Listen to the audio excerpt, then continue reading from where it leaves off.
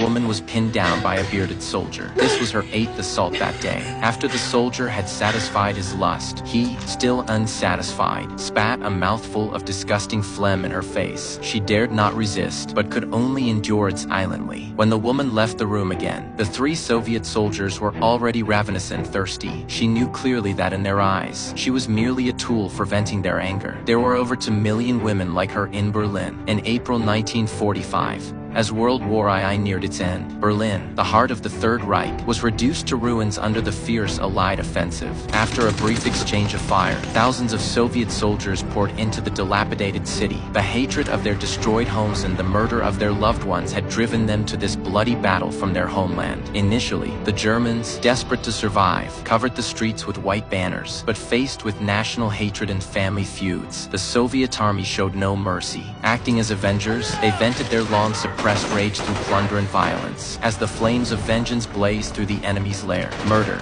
arson, and humiliation became the invaders' 3 ultimate weapons. To survive, the elderly, children, women, and children huddled in the dark, damp underground air raid shelters, silently praying in fear and hunger for a German counterattack. However, what awaited them was not the dawn of victory, but rather the bloodshot eyes and greedy faces of Soviet soldiers, seeing the unarmed and terrified German women. Their animal instincts, long suppressed by the war, were fully aroused. Rape and assault occurred constantly here. It wasn't that the victors' military discipline was particularly corrupt, but that the Germans had also practiced the same practices on Soviet soil. And even worse, everything now was simply revenge. They would rape anyone, regardless of gender or age. The woman screamed for help from Anna, hoping she could intercede for her because she spoke fluent Russian. But just as Anna stepped forward, the woman locked her up with the Soviet soldier and ran away, watching the soldiers slowly approach, her eyes gleaming with rage and a feigned cooperation, luring the soldier into a room. While he was removing his pants, she locked him inside.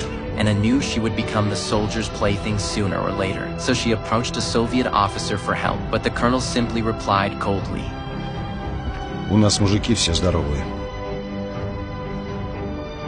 The soldiers, hearing this, seemed to acknowledge her, staring at Anna with the hunger of wolves. She dared not stay there any longer and turned toward the air raid shelter. Suddenly, a pair of large hands dragged her into the dark room.